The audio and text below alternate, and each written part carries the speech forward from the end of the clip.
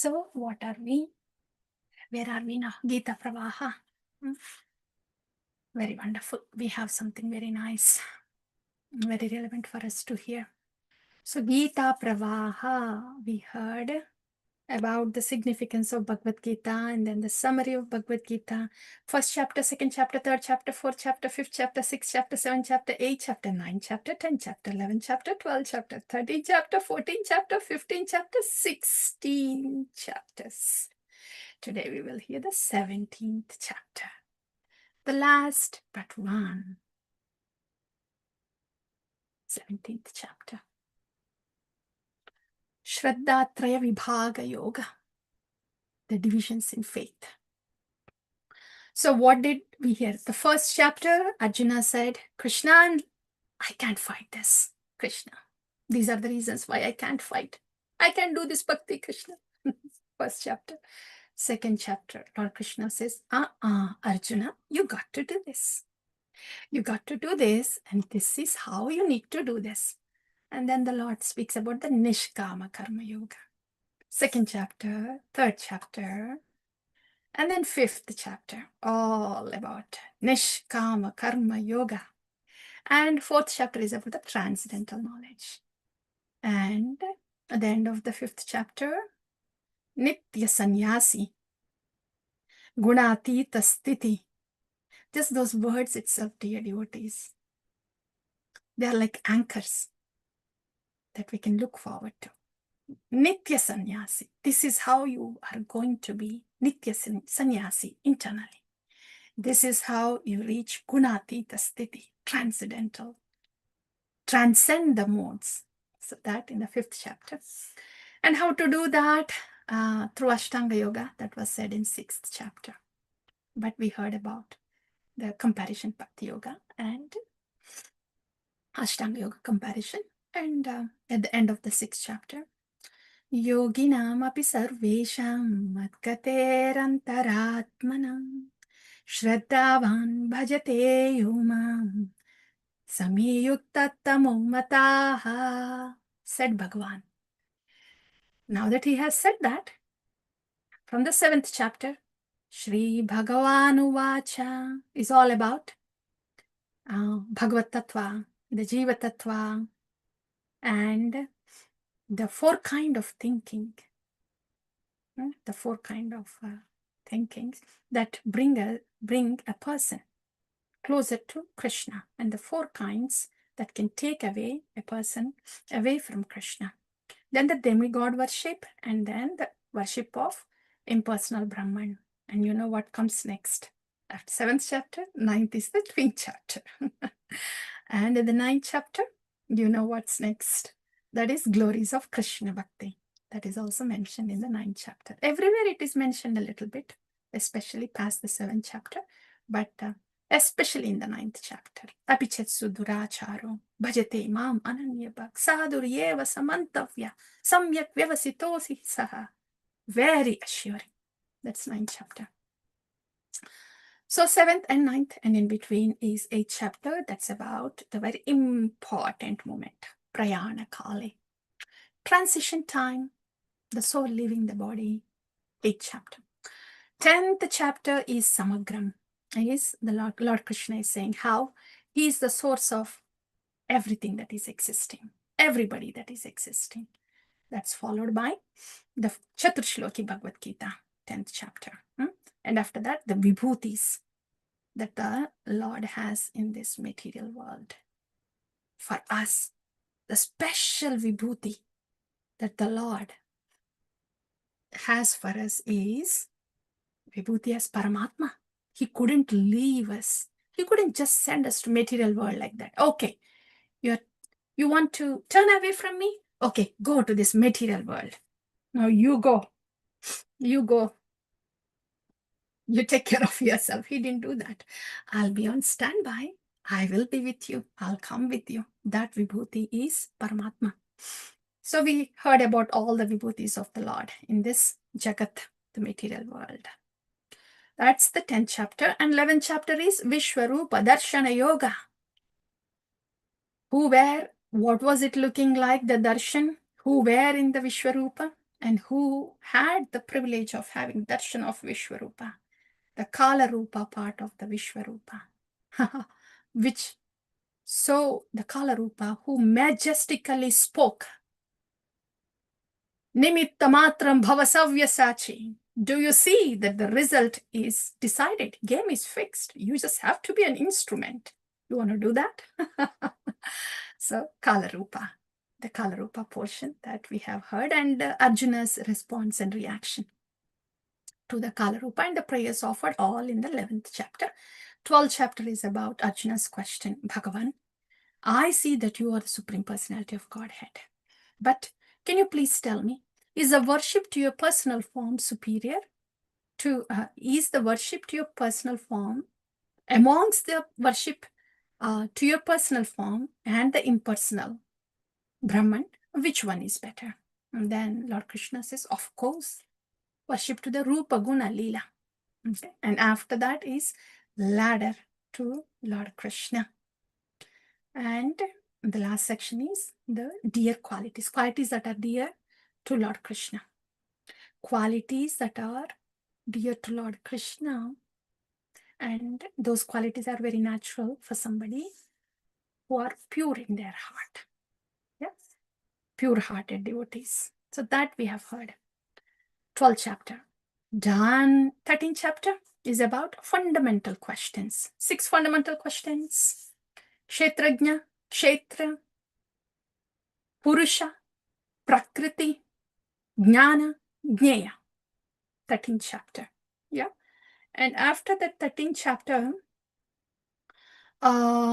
Purusha, Prakriti, the 14th chapter is about the Gunatraya Vibhaga Yoga. Because Prakriti is gunas, the three gunas, 3 modes. So elaboration of that is 14th chapter, Gunatraya Vibhaga Yoga. And now that the Prakriti is elaborated, next comes Purusha. So the Lord so mercifully speaks about himself in Purushottama Yoga. That's 15th chapter. Then the 16th chapter is the Daivasura Sampatti Vibhaga Yoga, the divine and demoniac qualities. Right? So that's what we heard in the last week. Divine and demoniac qualities. And now we will hear about the Shraddha-traya Vibhaga Yoga. Sorry, dear, it is something fell in the eye.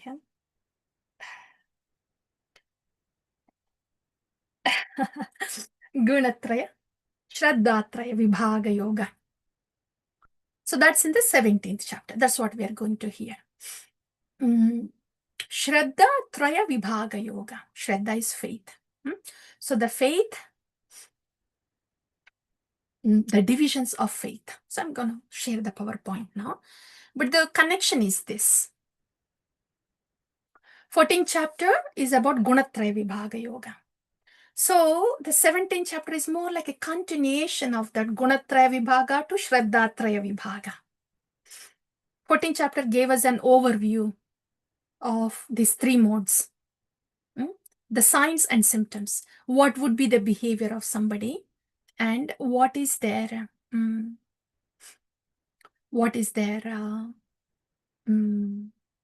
thinking inside, and what is their behavior outside. What is their predisposition inside, and what is their behavior outside in different modes. That was given in 14th chapter. Now, in this 17th chapter, different aspects of a person, how do they present when they're in different modes? How would a person's faith manifest based on their modes, like that? The faith, the charity, the austerity, the food habits. So how are these different aspects affected by these 3 modes? So that will be the subject matter of what we are going to hear today. Shraddha-traya Vibhaga Yoga. Okay, so we'll go to the PowerPoint.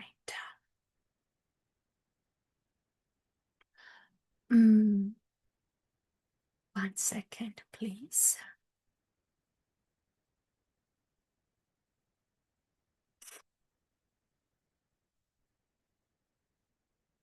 Manmana bhava madbhakto Matyajimam namaskuru Mami vaishyasi satyam te Pratijane priyosi me Ishvara sarva bhutanam Hriteshe tishtati arjuna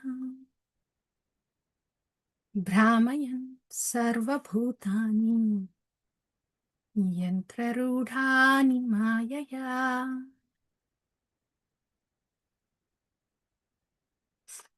Tesham satatayuktanam Bhajatam pritipurvakam Dadami buddhi yogam tam Yena mamupayanti te. Yes, we are ready. Yena mamupayanti te.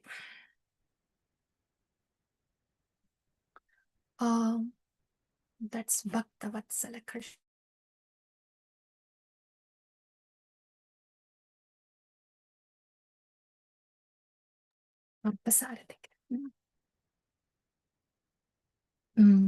The Gita Pravaham. So the Lord guiding us from within and as Guru and through Shastra. So that's Parthasarathi Krishna. And we are going to 17th chapter. We are so grateful. Bowing down to Parthasarathi Krishna for this Gita Pravaham. Right. 17th one. Shraddhatraya Vibhaga Yoga, the divisions of faith. Yes. So after hearing the last verse in 16th chapter, Arjuna heard from Bhagavan. And Bhagavan said, Arjuna, in order to escape from these three gates of hell, one should follow the injunctions of the scriptures. So that was the last thing that Bhagavan has spoken. And now Arjuna is speaking. So you see, these are the topics that will be covered today. Faith, food, sacrifice, austerity, charity. So now what is Arjuna saying?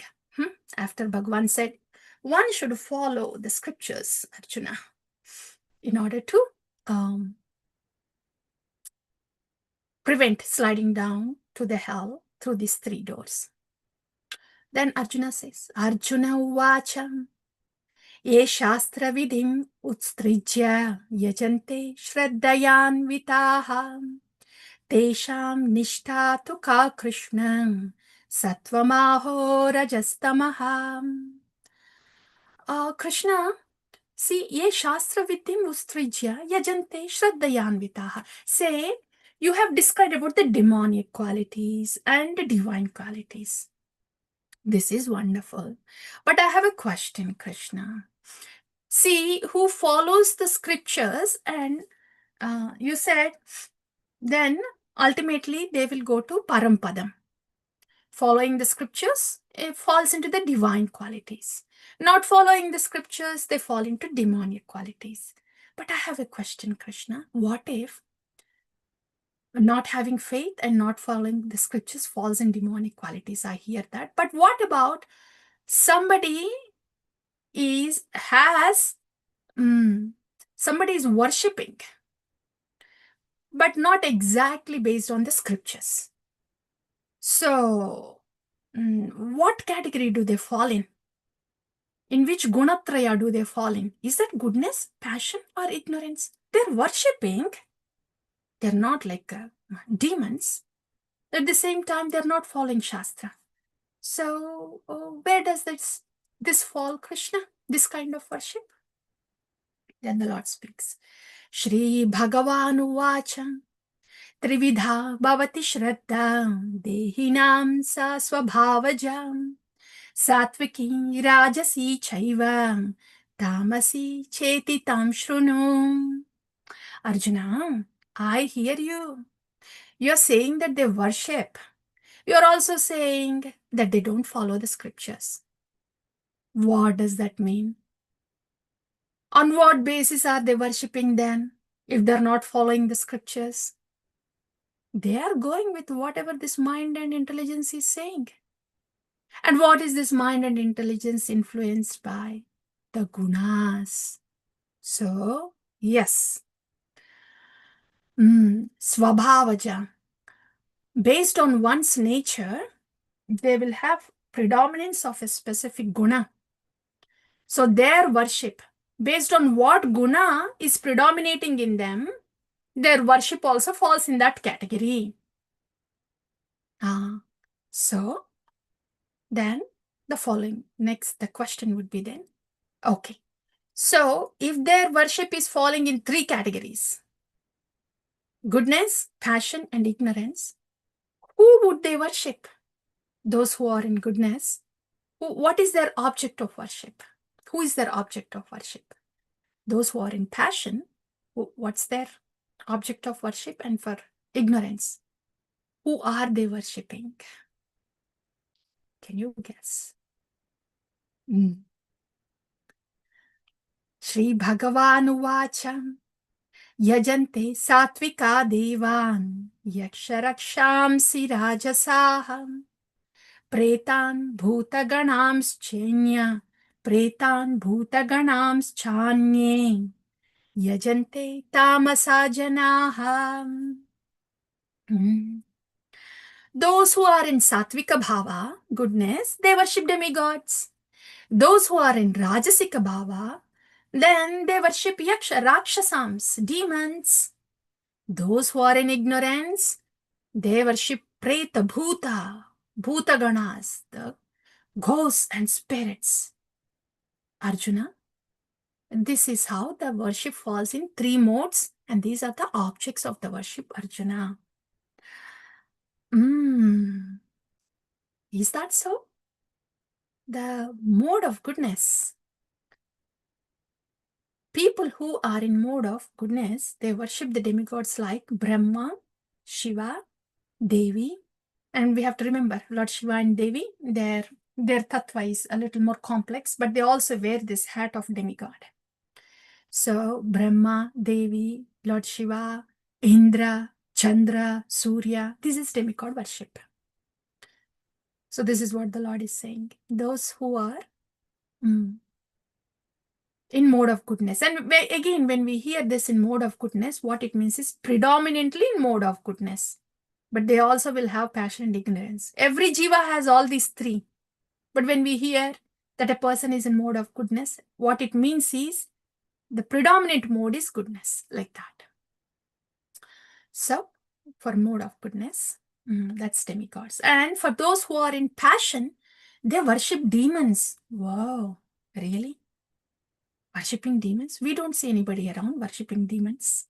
Well, we heard that, in Kerala, they worship Ravana.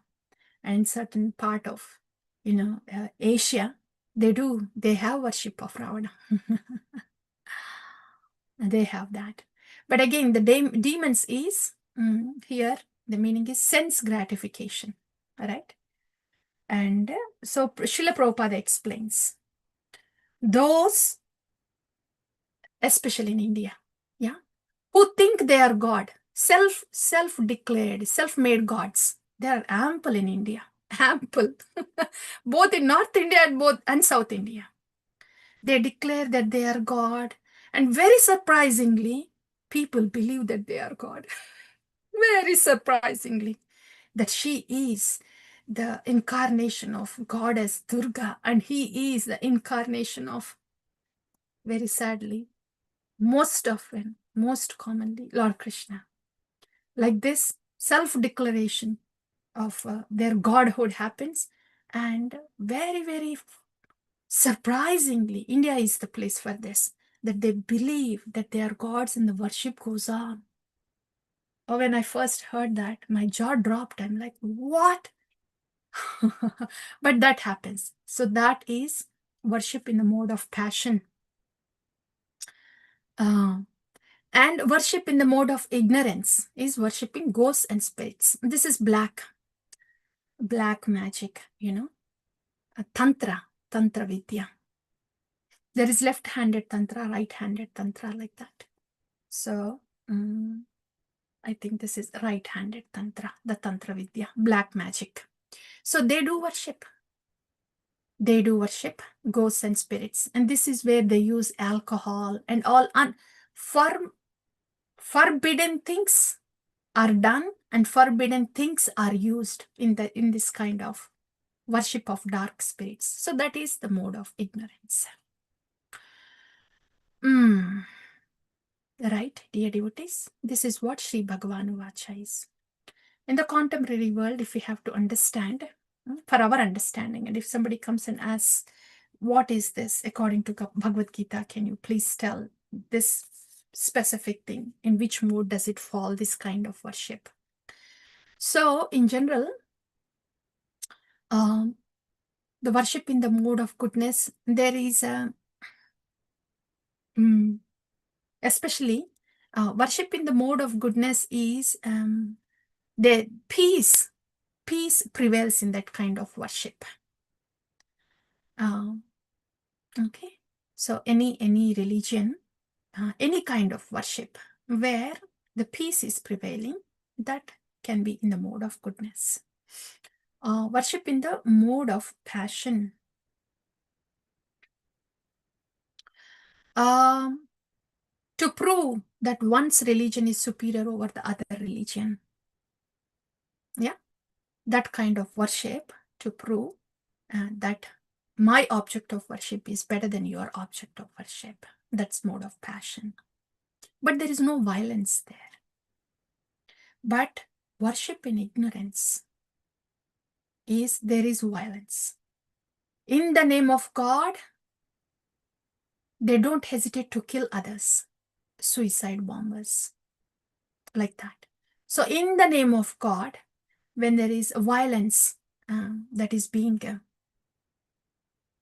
committed, then that is worship in ignorance. And the same thing, the black magic too. There is violence there. They want to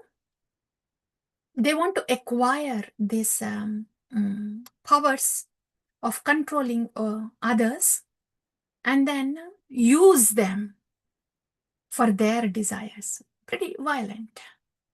Yeah. So it is there. It is there in different religions. In different religions, this worship in ignorance is going on. And the common denominator there is violence. Yeah. So that is about the mode of worship and the objects of worship, both from Sri Bhagavan Vacha, Bhagavad Gita standpoint, and then contemporary understanding.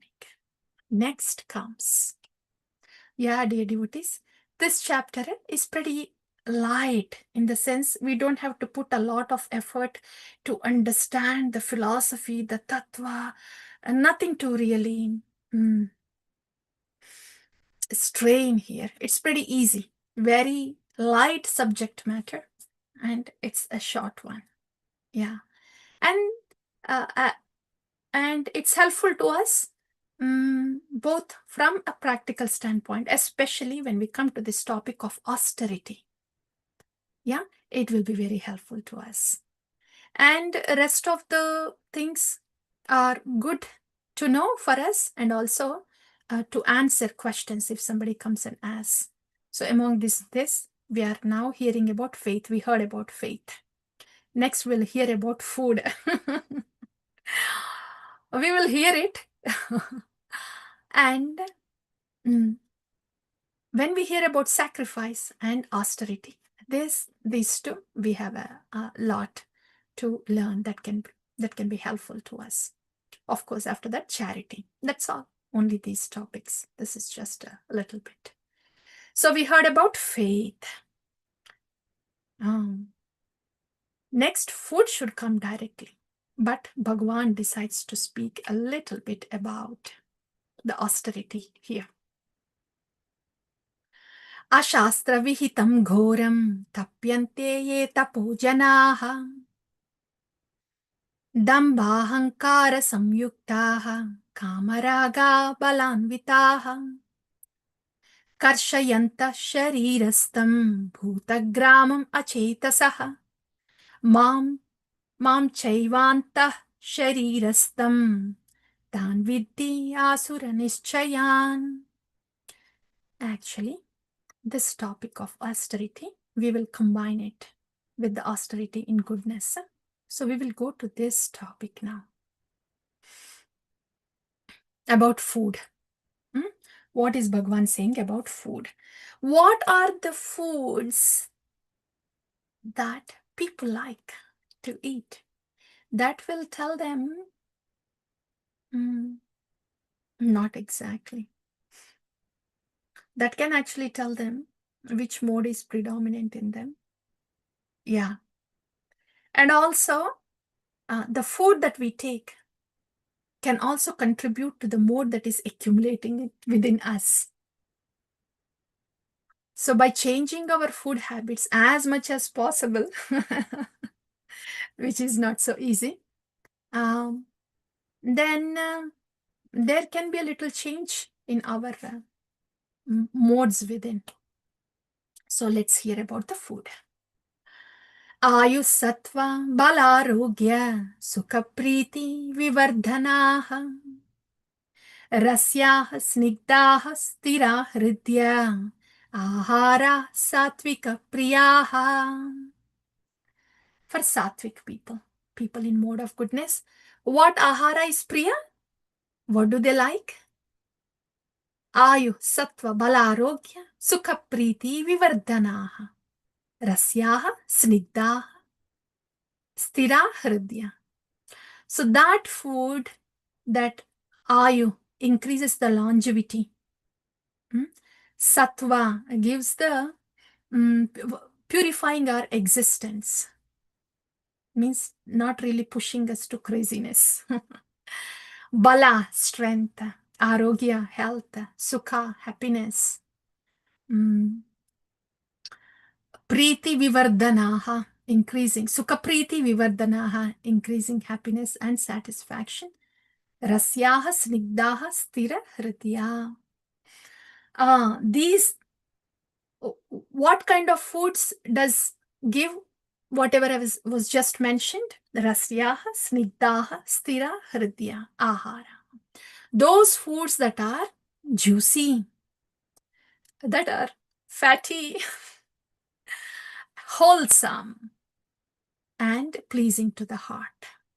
Wholesome is a nutrient food that has a proportionate of everything, and nutrient, that's wholesome food. Juicy, not too dry. Juicy. Fatty here is, it's, let's say this is healthy fat, because we all need some fat, right? Protein, carbs, and fats, the healthy fats.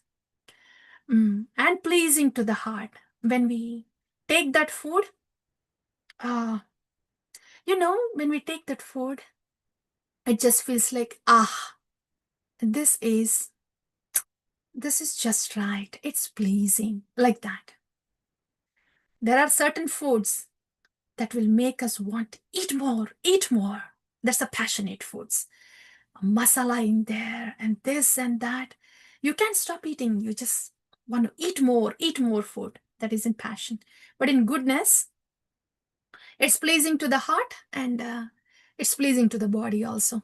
There is no burning in the stomach, no burning on the tongue. So that is the food in the mode of goodness. That's which is juicy, fatty, wholesome, and pleasing to the heart. Typically, that food is milk-based and whole grains. Typically, fruits and vegetables, milk-based and whole grains. And when we say milk, this day and age, we don't know what to say with the animal torture that goes on and all the hormones that are injected into the cows. So, but milk originally, when the cows were taken care of well, and when the cow was worshipped, the milk that is given, but that kind of cow already has so much of sattvic energy in that milk. When the cow is treated like that, and there are no hormones injected there. So that's a wonderful, wonderful source. So the milk and any products, milk products from there, they are juicy, fatty, wholesome, pleasing to the heart, along with the fruits and vegetables and whole grains. So that is in mode of goodness, the food in mode of goodness. What's the food that is in mode of passion? Katva amla, lavanati ushna, tikshna, ruksha, vidahina, ahara, rajasa, syeshta, dukkha, shokamaya pradaha. The words are also like dukkha, shokamaya pradaha. Those foods that are katva, that are bitter, sour, salty, hot, spicy, pungent, dry, burning. And that food where the tongue burns and the stomach burns. I mean, the threshold can go up, especially with the South Indian food. The threshold can go up. Even the burning sensation is also blunted, what to say. But that food, which has these characteristics, with all the masala, spice in there, sour or bitter, dry, burning. So that is food in rajasic, food in passion. It feels like I'm speaking to myself. But when we realize that that food is not healthy, not just physically healthy, but when we observe the subtle aspects of this food makes us want to eat more. It increases our greed. Passion is about greed. It increases our greed. I want to eat more. So the greed aspect is increased with this kind of food. So if we are, if we are a little serious about not wanting that greed factor, including wanting to taste more, because that's what all these masalas is about, wanting more, want to taste more. So if we are not really wanting that kind of greed, then we can slowly cut down on that rajasic aspect of the food. Yeah. And it has its effect when the food is changed like that, when it is not too rajasic. And what is the food in tamoguna, ignorance? Yata yamam gatarasam. Oh, by the way, that food in the passion, rajasic food, when it is so hot, spicy, burning on the tongue, burning in the stomach, the result is what? Gastric ulcers, dukkha, shokamaya. Gastric ulcers and mental stress because of the passion. So dukkha and shokamaya. We are what we eat. So that is the result of that rajasic food. And we also heard about the result of the intake of the sattvic food. Now coming to the ignorance. The food that is consumed in ignorance. And also the food that causes ignorance. Predominantly ignorant. Yata yamam gatarasam puti paryushitam chayata uchishtam apicha medhyam bhojanam tamasa priyam. For those who are in tamasa, in mode of ignorance, what is the priyam food for them? What is the food that they like? Yata yamam gatarasam. Gatarasam, there is taste, no taste. Tasteless food. Yata yamam, that food that is prepared 3 hours ago. It's the food that passed the duration of 3 hours. Dear devotees, The whole world, huh? The refrigerators. So yata, yamam, gatarasam. There is no tasteless food, and that which is cooked past 3 hours. Puti paryushitang chayata. Decomposed, putrid. This is typically meat, right? Decomposed and putrid. All that meat that is packed, all the preservatives are added to that meat that is being packed, so it doesn't decompose. Otherwise, that's all decomposed, putrid food. And the food consisting of remnants. This is uchishta. Uchishta is the food that is touched by others. That also comes in the mode of ignorance. Here Srila Prabhupada says, the food that is touched by Bhagavan and pure devotees is transcendental. But otherwise, the food that is touched by others, that comes under the food in ignorance. So this is typically the food in ignorance. Wow. Talk about the frozen food, talk about the canned food, talk about the bread and all the wheat products that are sitting in the shelf, talk about the refrigerated food, what to speak about the meat. And what would this cause? What would this cause? More and more ignorance. More and more ignorance. And all these health hazards are, we wonder why? Why all these health hazards? So for the passionate food, Bhagavan, he said, dukkha shokamaya pradaha. And for the food in ignorance, Bhagavan did not really care to say much. I guess it is just pretty evident how a disease causing it is. So this is about the food in different modes, dear devotees. So that's why when we offer to Krishna, I know we are changing Krishna to our taste, to our timings, to our taste. So when we cook, we just offer what we want to eat, how we like to cook. But in general, it should be sattvic when we are offering it to the Lord. The food that is prepared less than 3 hours, within the 3-hour preparation time, cooked time, and it should fall in the first category: juicy, fatty, wholesome, and pleasing to heart. That is the food that is to be offered to Bhagavan. So this is about the food. For those who are inspired to do anything different, this will be the time. Food that's prepared less than 3 hours and not so spicy. Okay, that's good. Now coming to, we can do the sacrifices thing, and after the austerity. This is a very small chapter.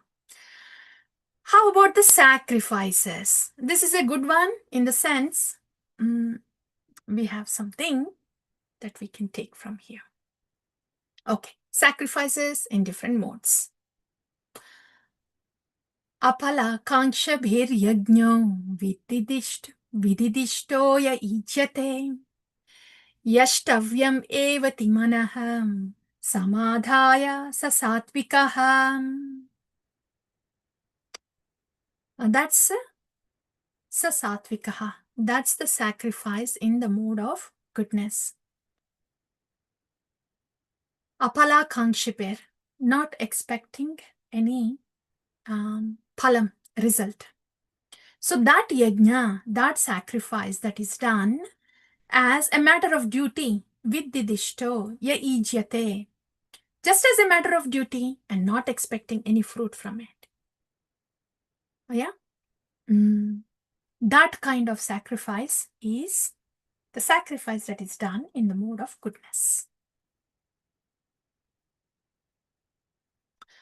The one in passion. Abhisandhaya tu phalam dambartam apichaiva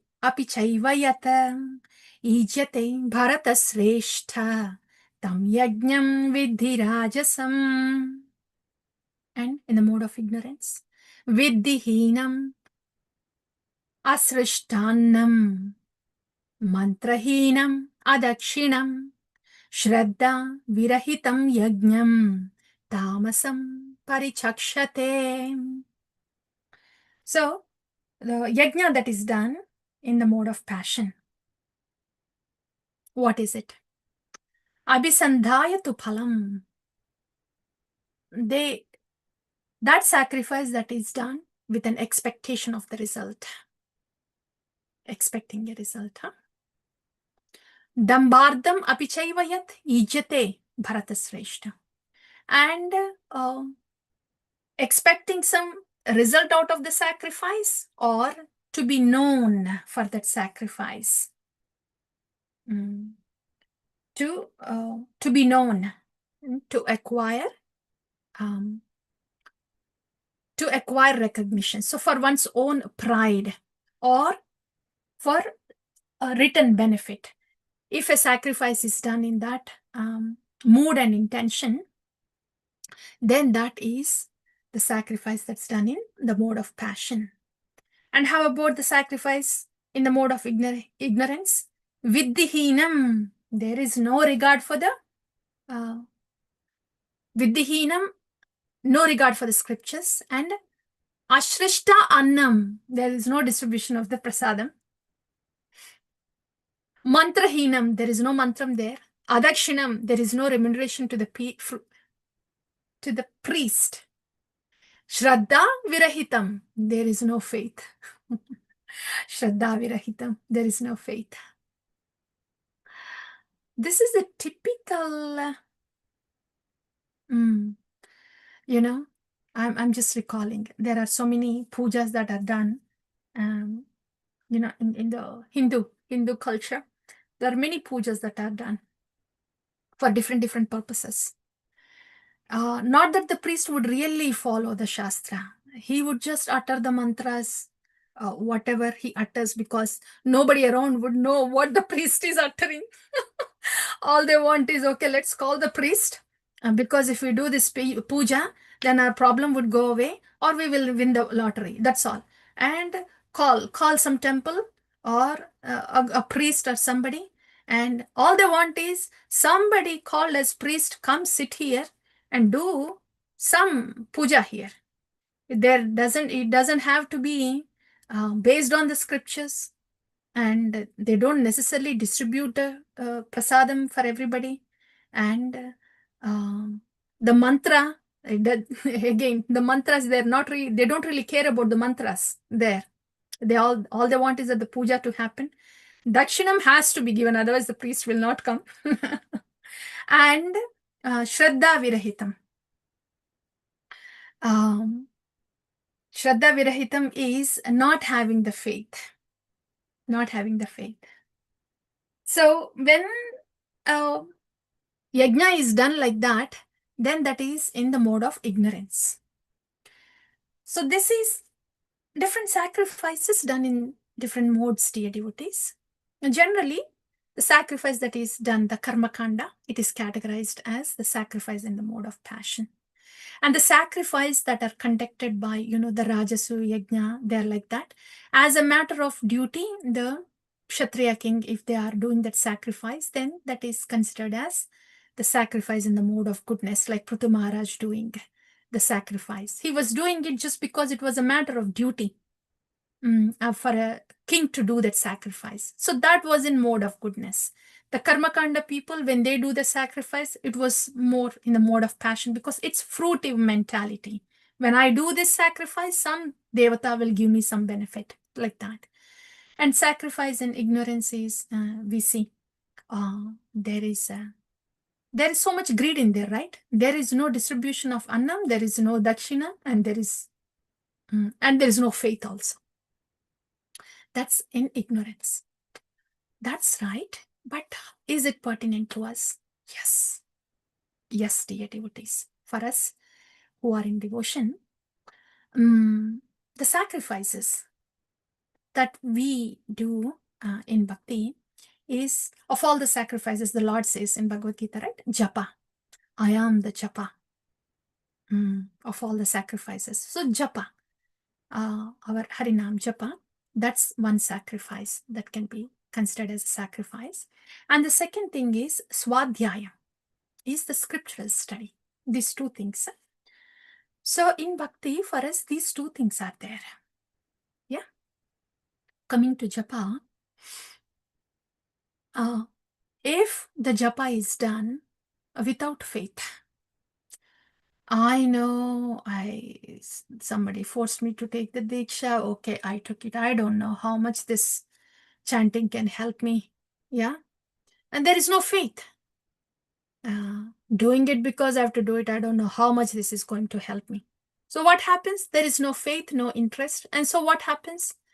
A bead bag on one side and TV on the other side. Sorry to see that, but it does happen. There is no faith, and there is outright disrespect to the Harinam.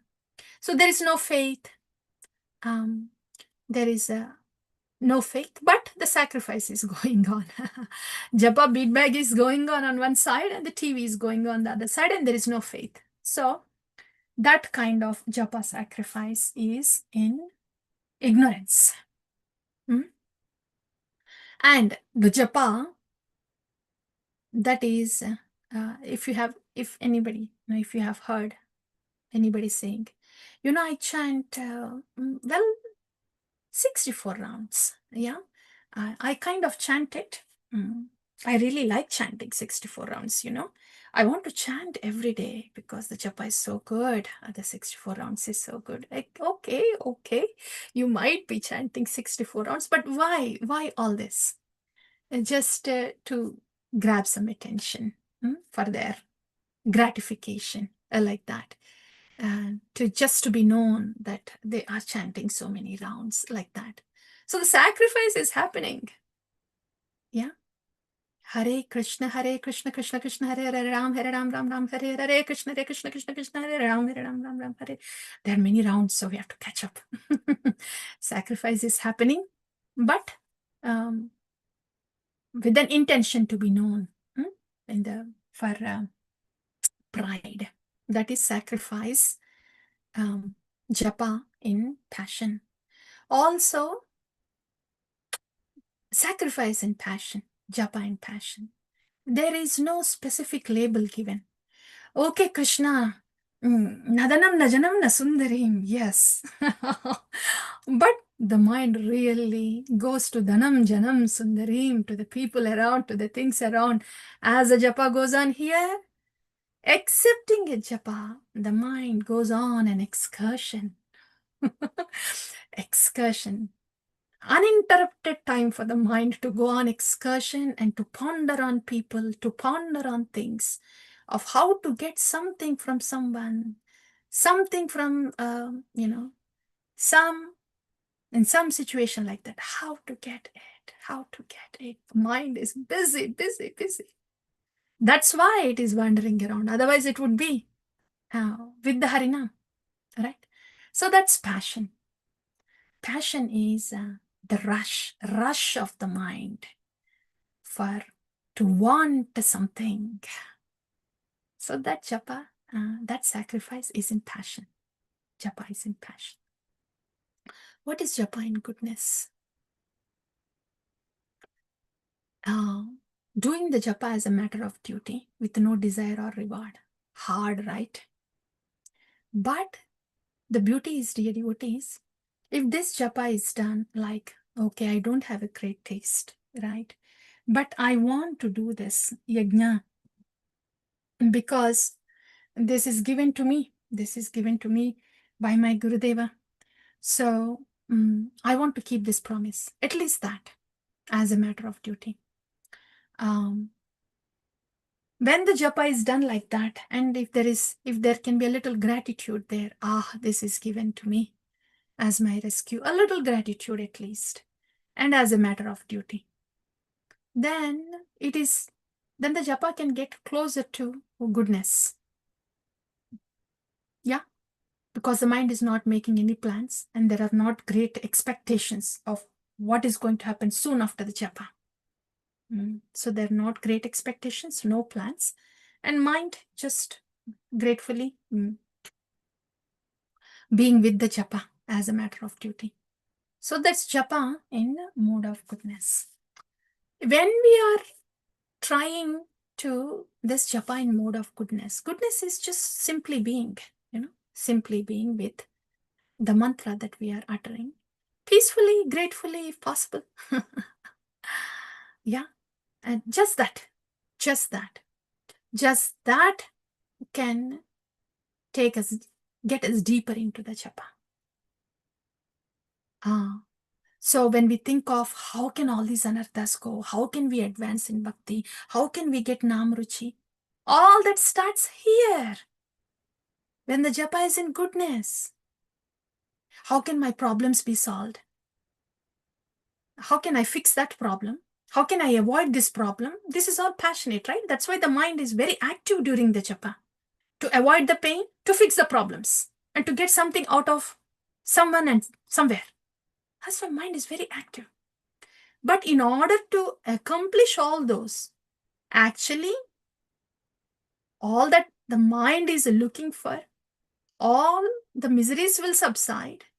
And whatever desires are there, spiritually, spiritual progress. What does that mean? Being with the Harinam first. That's where the spiritual progress starts. The anarthas, I want to get rid of anarthas. Being with the Harinam first, the anarthas will go away. I want to do my responsibilities so very well. I have the checklist 1, 2, 3, 4. Be with the Harinam first. The efficiency will get to the maximum. So in this way, when our japa is closer to this mode of goodness, just being with the Harinam, then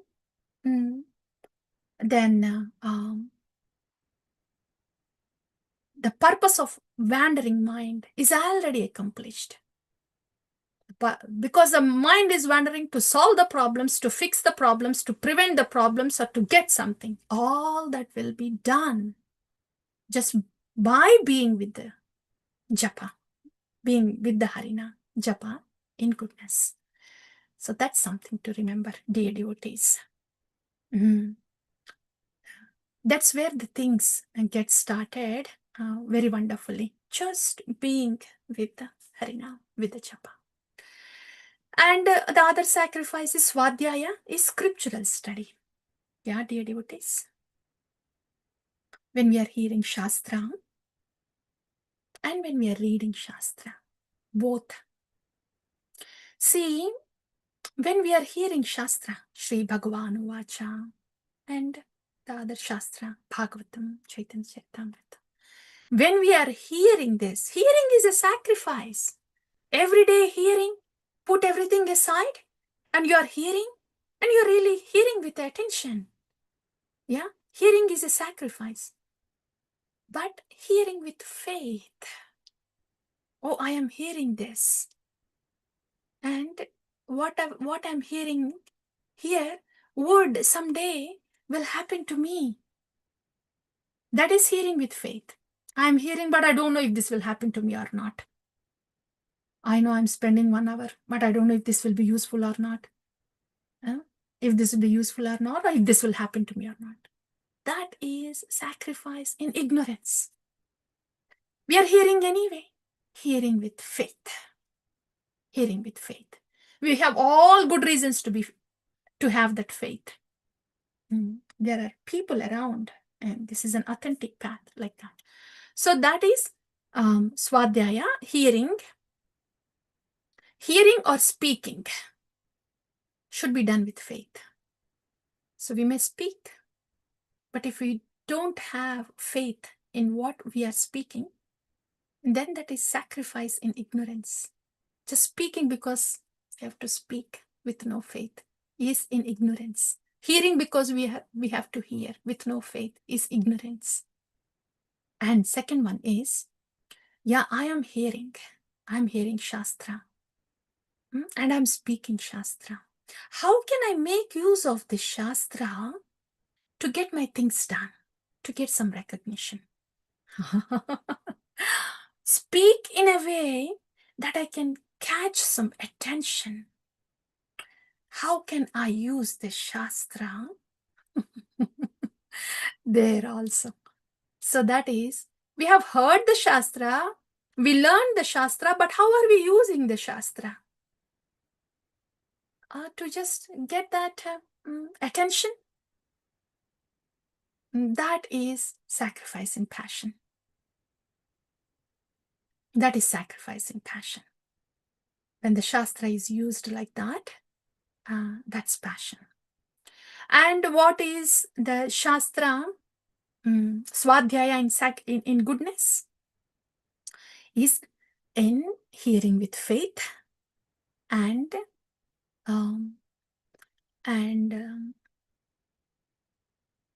speaking as a matter of duty, as being an instrument to convey the message. Just simply being an instrument to convey the message. That is sacrifice in goodness. Yeah, Swadhyaya and the Prachar. So hearing the Shastra and speaking the Shastra in goodness is simply being an instrument to convey the message.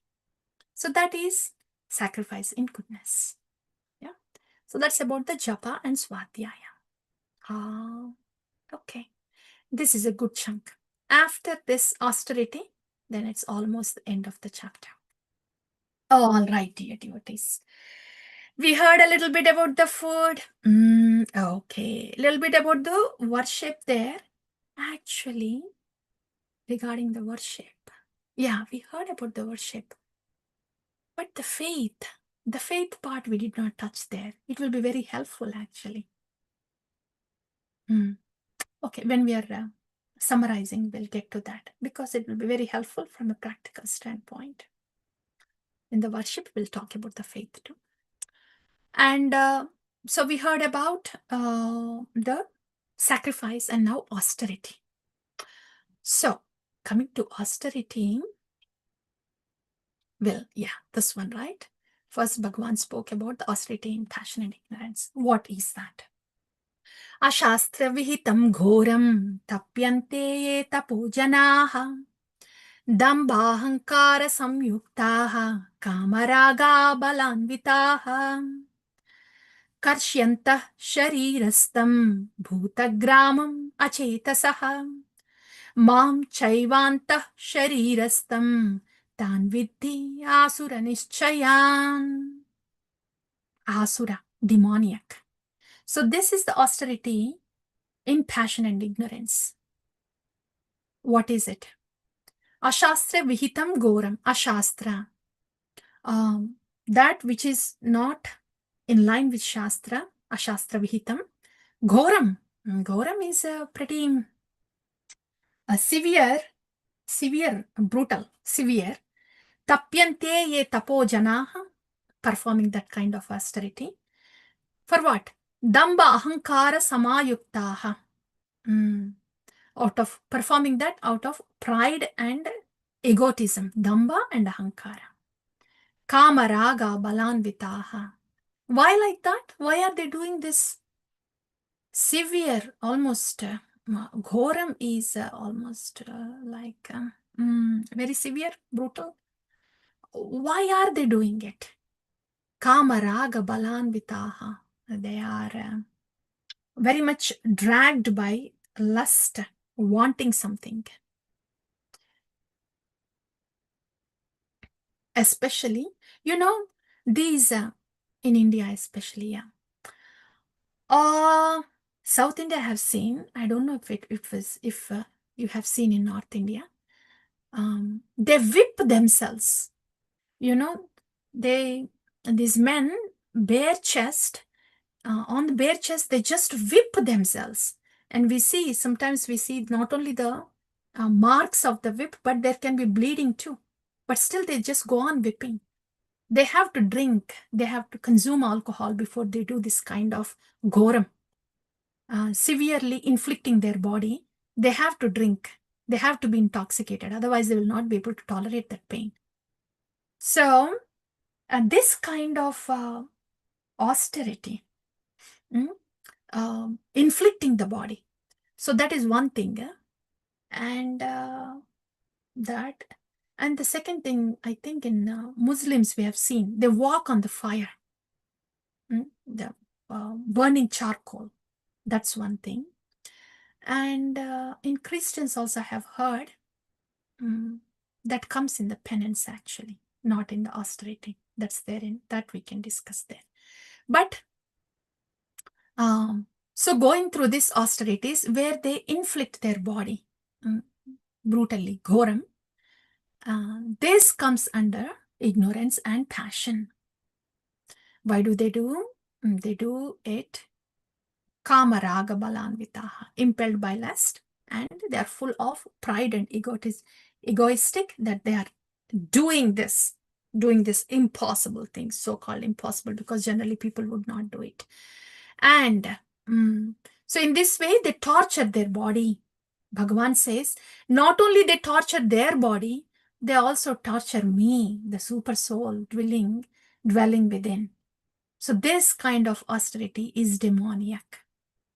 You know, the typical example in the Shastra is Hiranyakashipu.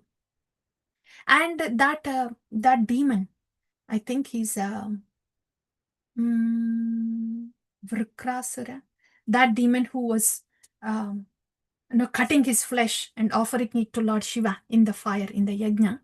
So these demons, that's the typical austerity in passion and ignorance, really torturing their body. So this is austerity in passion and ignorance. This is just FYI for us. If somebody asks, what is this kind of austerity categorized, then we will be able to answer that is in passion and ignorance. Ignorance because they are inflicting, and the passion is because they are wanting that prestige, that recognition, that they're able to tolerate all this. Yeah. That's austerity in ignorance and passion. And now coming to the austerity in goodness. I would say, dear devotees, this is the crux of the matter for us. This is a beautiful one. Austerity in goodness for us devotees, very useful one. Beautiful, beautiful, beautiful. The Sattva series, Sattva Bhakti, is actually based on this, the austerity in goodness. So let's hear what Bhagavan is saying, the austerity in goodness. Devan Dvija Guru Prajna Pujanam Shauchamarjavam Brahmacharyam Ahimsacha Shariram Tapa Uchyate. Dear devotees, we are doing bhakti. We are in bhakti. Bhakti with the body, bhakti with the mind, bhakti with the word. Our 1, 2, 3, 4 in the Sattva series. So what is the austerity that can be done with this body?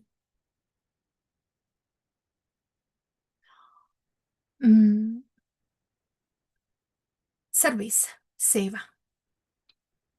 Deva Dvija Guru Prajna, using this body in the service of others is the austerity of the body.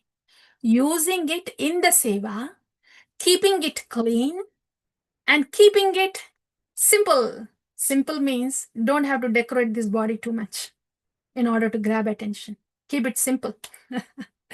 So that is arjavam. And keep it clean, of course. Brahmacharyam, keep it celibate, the body. Otherwise, a jiva would be caught up in the bodily platform. So, brahmacharyam, celibate, and non-violent. Don't have to torture this body. So, when we observe these things with the body, then that is austerity in the mode of goodness for this body. So, clean, service, keep it simple, don't torture, and celibate. That's austerity for the body. Then, what's the austerity in the speech? Dear devotees, we heard about the austerity in the body, right? What if we chose not to do that austerity with the body? Right? We have a choice not to do too. If we chose not to do the austerity in mode of goodness, what are the other two modes that are ready to grab us and devour us? Passion and ignorance. If we choose not to keep not to choose, if we choose not to be in goodness, in austerity, that's what will happen to the body. The passion and ignorance will take over. And we know, and there comes the problems with the body. Huh? There comes the problems. So in order to avoid the problems with the body, it's better to be in the austerity, in goodness, and follow those things. So it's not like we have a great choice here. We do have a choice not to do this, but we don't know if the choice is good to pick the other choice of ignorance and passion. So that's about the body, following those. Otherwise, the body will get diseased. Diseases quickly, or the body will get lazy, it will get unhealthy, or we will be trapped on the bodily platform if we don't follow that. And we will be trapped in sense gratification and self-centeredness. If there is no service, what is happening, huh? Using the body only for sense gratification. Isn't that a trap? So like that. If there is no service, then there is self-centeredness. If there is no cleanliness, there is no health. If there is no simplicity that is observed in the body, then the mind is always on how to attract attention. So we will be deviated from bhakti. And celibacy is not to be entangled on the bodily platform. Ahimsa, of course, no violence needed because the body is meant for service. And austerity of speech, very important for us. Very important. Anudvegakaram vakyam satyam priyahitam chayata swadhyayabhyasanam chaiva vamayam tapauchyate. So beautiful. Guiding principle for the speech. Next time, when we want to utter any word, this should be the guiding principle for us. When we want to speak something, is it anudvegakaram? The speech, the words that I'm going to speak now, is it going to agitate others? Or am I speaking in an agitated way? Anudvegakaram vakyam. My vakyam, my speech. Am I doing it in an agitated way? Is it going to agitate others? Satyam, is it truthful? Priyahitam cha, is it pleasing to the other person? And beneficial. Priyam, pleasing, hitam, beneficial. So does it have these qualities? Is my speech like that? Are my words like that? And when we are reciting the shlokas or reading the scriptures, swadhyaya abhyasanam, is my faculty of speech being utilized to serve the scriptures, to speak the scriptures, to read, speak the scriptures or shlokas? This is how the speech needs to be utilized. The faculty of speech is to be utilized following these directions. Okay, this is wonderful. Let my words be not agitating to others. Okay, I will take precaution that I don't speak in an agitated way. And satyam, truthful. Truthful. That is a little biased one, because if it is causing benefit to many, it's okay to not speak truth if it is beneficial to so many. So that is a little variation there, and that's why we need a little guidance there. But priyam, is it pleasing? Hitam, is it beneficial? And these are wonderful. We can try for this. But one question here is, amongst all this, what is it that cannot be compromised? Sometimes there will be udvegam and we have to discipline our children, or the guru has to discipline the disciple. That example doesn't even suit nowadays, unfortunately. But previously, The gurus, they used to chastise disciples, and the disciples were so well trained that they wouldn't be disturbed at all. So that is different chastisement. So when during chastisement, there can be udvega for good, because the intention is to bring change in the other person, in the disciple or in the child. Yeah.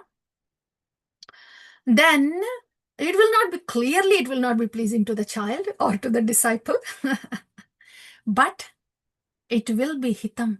It's in the best interest of the child or the student. So that cannot be compromised. Hitam. So this is the guiding shloka for us on how we should speak. But the single most thing that cannot be compromised is whatever we are speaking should be beneficial to others. Beneficial. Yeah, that's one thing. What about the mind? Our dear friend, the dearmost friend, the mind. Step 3 in our Sattva series is all about this.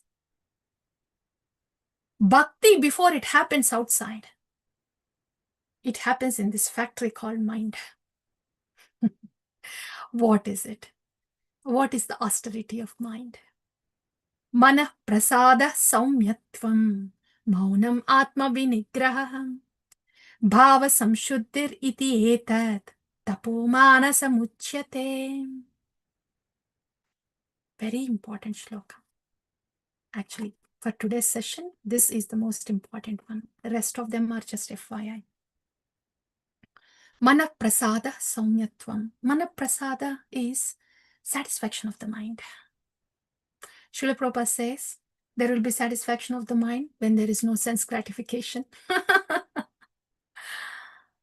But satisfaction of the mind is also, for us dear devotees, how can there be satisfaction of the mind? Because we also hear like laulyam, greed, that we want to progress in bhakti. We also hear that, right? How come these two go together? Mana prasada, satisfaction is, it's filled with gratitude for whatever that has been given so far. Very grateful. That's what it means here. I have no complaints. I have no resentment. I know I am neophyte, and I may be neophyte forever too, but I am grateful. I am satisfied. Here, the satisfaction is I'm grateful with whatever is given so far. Then what is the greed that we hear? Greed is like, I only wish that this gratitude can get so deeper, so continuous. That is greed. Greed for what in bhakti? When we hear laulyam, lalasa, greed. Greed for purification. Greed for the depth in the gratitude. Greed for the tolerance to be a natural ornament for us. Greed for all those. It's not greed for anything external. It's not very anything linear here. There's no competition going on in bhakti to aim for anything external. Greed to get deeper in bhakti. Deeper with all these qualities, starting with gratitude. If there is gratitude, if the gratitude is getting deeper, oh, everything else, one after the other, one after the other, all the Vaishnava qualities will come. If one wants to compete with that, oh yes, welcome, please. To be more grateful, yeah. So that is mana prasada. That is a gratitude, satisfaction. And saumyatvam is simplicity. Srila Prabhupada says, simplicity means no duplicity, means no two thoughts, yeah, about people. And Srila Prabhupada nicely summarizes, he says, always thinking about the benefit of others. That's saumyatvam. The factory, yahan pe, if there is any thought about anybody, thinking their benefit is saumyatvam. So being grateful, satisfied, and thinking about the benefit for others. Maunam, quiet. Maunam, here it is only Krishna. Only Krishna Katha and nothing not related to Krishna. And Maunam, yeah, that's quietness. And also Maunam is, not to have that chaos, the chaos of the modes in the mind. That is in mode of goodness. In the name of whatever it is, the thing in this bhakti is everything has a label of bhakti. Even the chaos in the mind has a label of bhakti. How do I progress in bhakti? And I didn't get that service. And I couldn't do that service like that. I wish I can get the Namruchi. I'm not so happy because I didn't get that. So much chaos here. Everything is labeled bhakti. Quiet. So this is wonderful compass guideline for us, the Shastra, to distinguish what to choose when there is so much chaos going on inside and outside. Everything in the name of bhakti. To confuse us more. Chaos outside, chaos inside. Then how to choose? This is the compass, the subject matter of modes. So, okay, Maunam. Then Atma Vinigraha, self-control, mind control. Boundaries is about mind control, actually. It's not just, it is at various levels, but Atma Vinigraha is the mind control. When we hear that, don't cross your skin, is mind control. Don't have to live in others' mind. We don't have to go live in their mind. So don't cross your skin is self-control, mind control. Bhava samshuddhir, then purification of one's existence. Srila Prabhupada says this is by chanting Hare Krishna Mahamantra, Bhava samshuddhir, purifying one's existence. And in the welfare of others, serving others, like that. So this is about austerity of the mind, dear devotees. Very guiding principle for us. Very helpful for us, actually, in different situations. Especially when we have to know what is bhakti, what is not. How do I get out of this chaos? Everything labeled as bhakti, then this information, this knowledge is very helpful. That's all, dear devotees. This is the chunk. The rest of it, yeah, the rest of it should just quickly. That's about the austerity. And penance. Penance means repentance. Doing something externally as a sign of repentance, as a gesture of repentance. So penance in 3 modes. Actually, yeah, let's hear. Satkaramanam pujartham tapodambena chaiva yat kriyate tad iha proktam rajasam chalamadhruvam. That is penance in passion. And Muda grahenat manoyat pidaya kriyate tapa parasyotsa adanartham va parasyotsa adanartham va tattamasam udahritam. That's a penance in ignorance. Again, penance is some physical action, gesture outside as a matter of repentance. When this penance is performed out of pride to gain respect, then that is in passion. Anything in passion is to gain respect. Even if they're performing austerity, that is to gain honor and respect. Even if the example here is this, say, especially in the public, politicians, somebody, if they are found guilty on something, with something, then they'll start distributing. They will do so much of charity, and it comes out in the news, in the newspapers, so and so, yeah, of course he was, he did that crime, but he's still doing this charity, the amount of charity that he does, etc. All that stuff. as a matter of repentance, if somebody is doing that in a mode to attract attention, that is penance in passion. And self-torture. If the repention, as a gesture of repention, if somebody is torturing themselves or torturing others, then that is penance in ignorance, very similar to the austerity in ignorance. This, I hear there's an example in Christianity. I forgot the name of that sect, but their penance is pretty severe. If they see that they haven't met their standard that they have created for themselves, or if they have committed anything,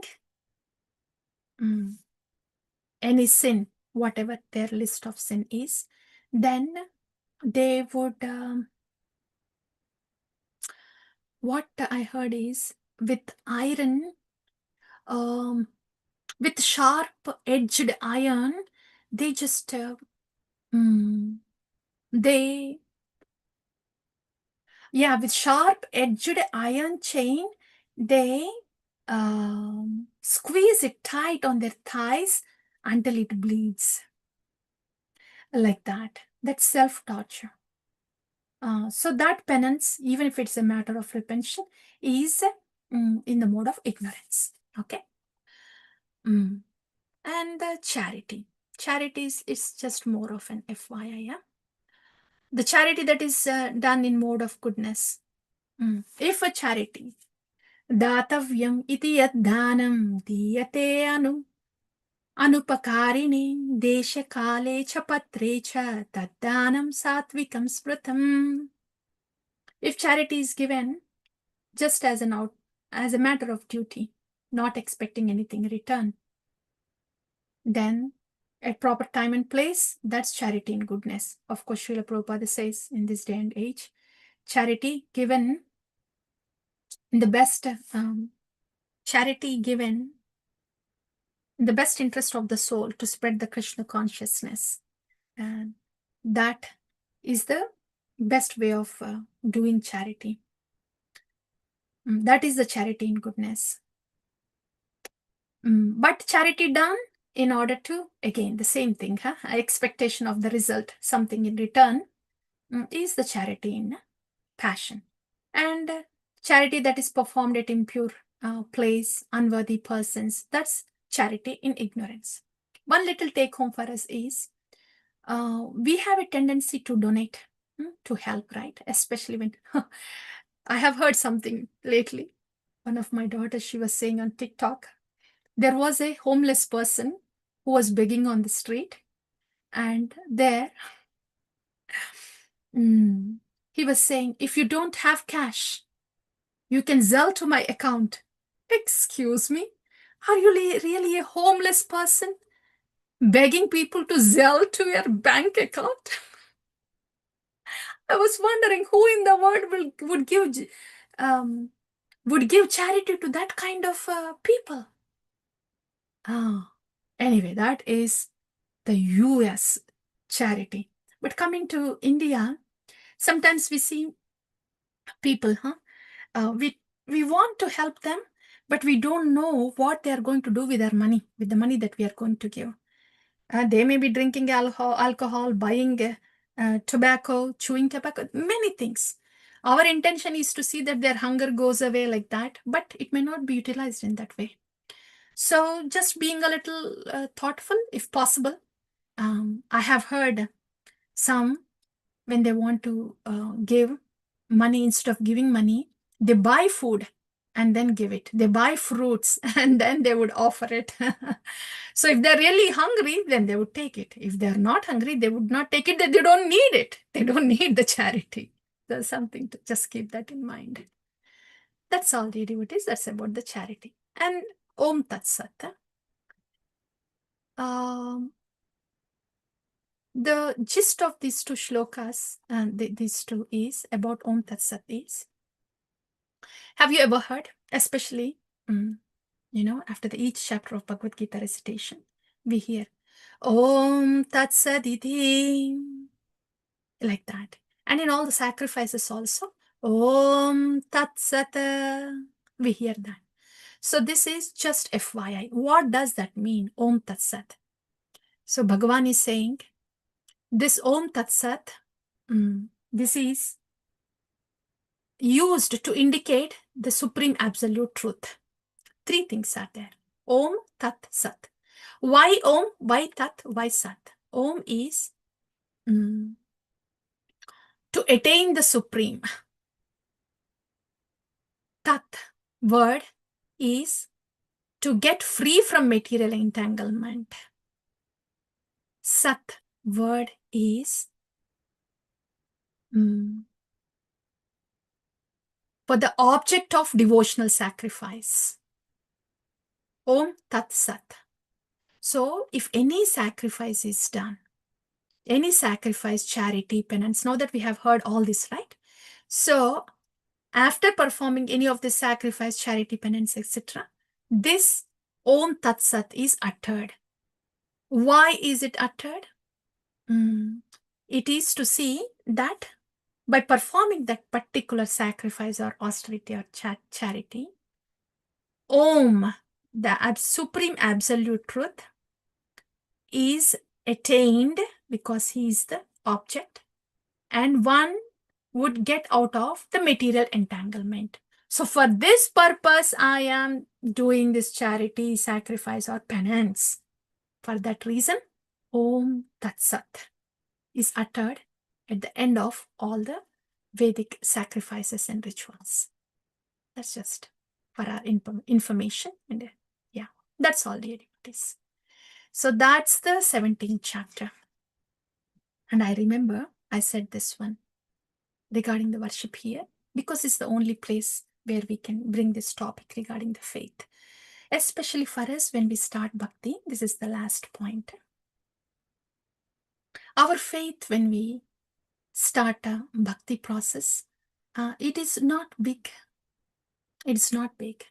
Especially based, depending upon what mode is predominant in us before we entered in bhakti, that mode will be continue to be predominant, at least in the initial part of bhakti. Say if somebody was in tamoguna, in sinking energy, before they came into bhakti, they may start bhakti, but they may feel like, oh my God, this is too much. I don't think I can do this. And then there can be many reasons why they feel like that. Generally, it would, all the reasons in that mode of ignorance is, it's generally they would see the reasons, outside reasons of why they cannot do bhakti. And this is all because of the influence of that sinking energy that the mind is in. So that sinking energy was there before coming to bhakti also, and it was acting in a different way. But now that the bhakti has started and it is more focused here in the bhakti, the same sinking energy operates like this. And so the faith can really get affected here because of the sinking energy that is predominant in the beginning. So that can be the faith in the mode of ignorance, in the mode of sinking energy. Yeah. Then what to do in that case?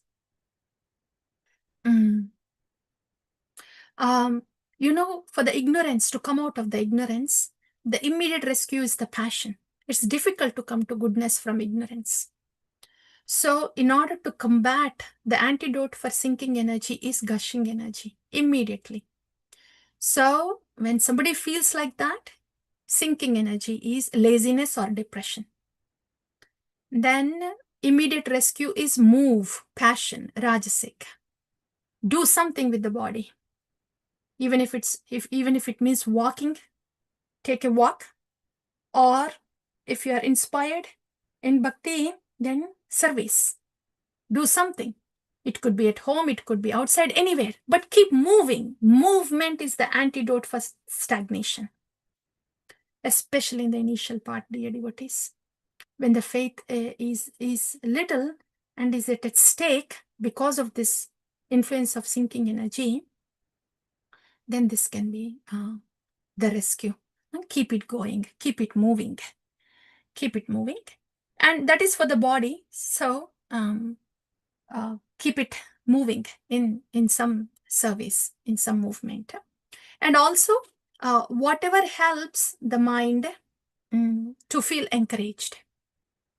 So one can hear that, one can talk that, one can write that, one can think that, anything that encourages them.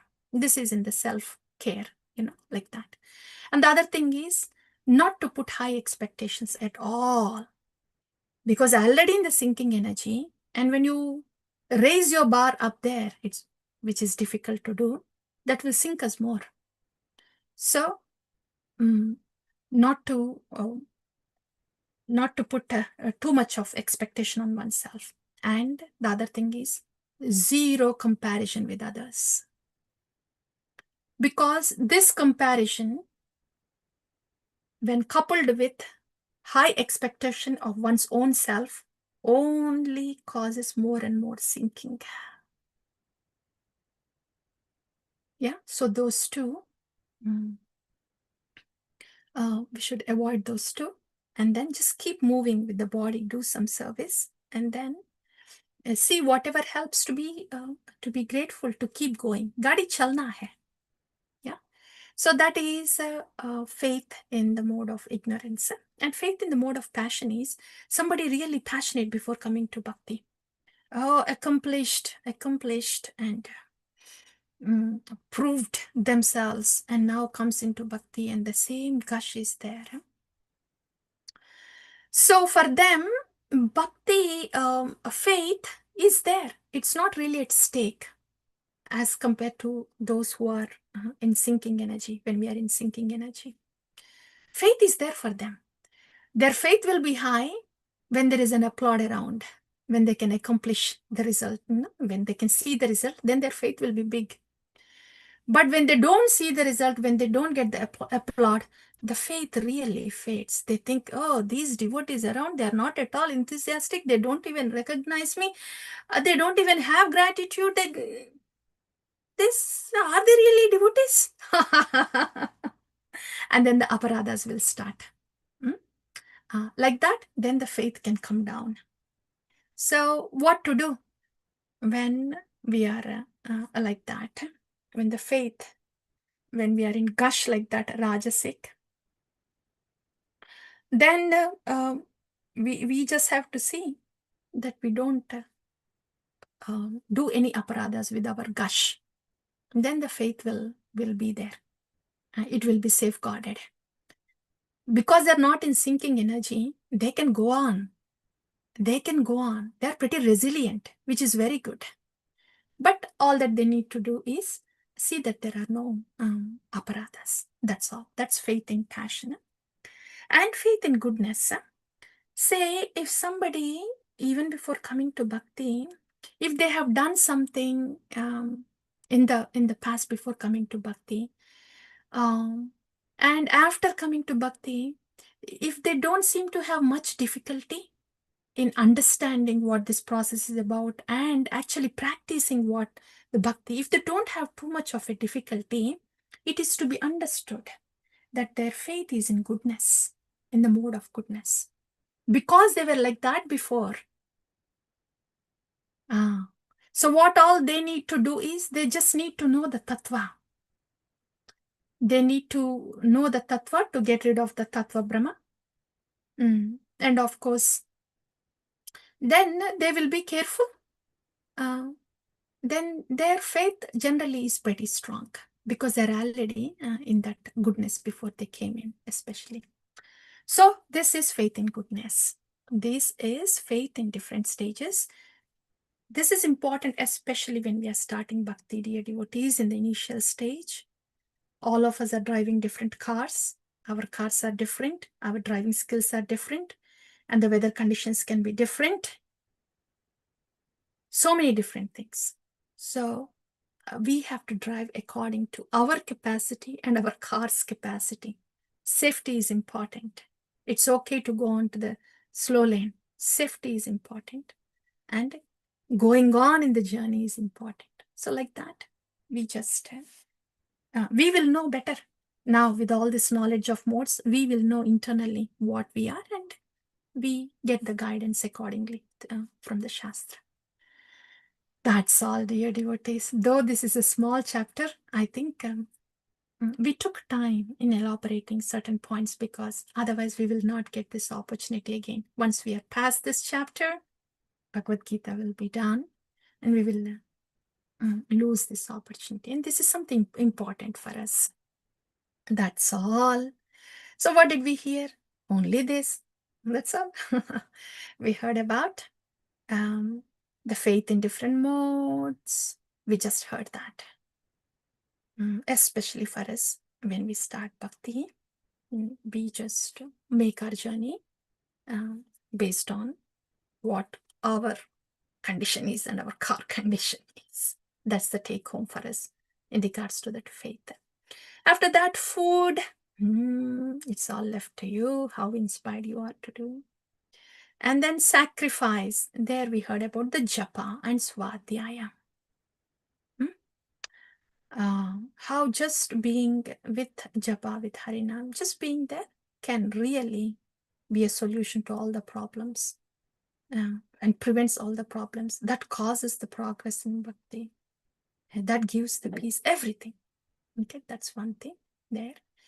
And then austerity. Yeah, austerity of the body, mind, and words that we have heard. Charity, yeah, we heard something. And Om Tat Sat. Why do we utter? And what's the meaning of Om, Tat, and Sat? That's all, dear devotees. Thank you all so very much. I think no chapter is a small chapter for us.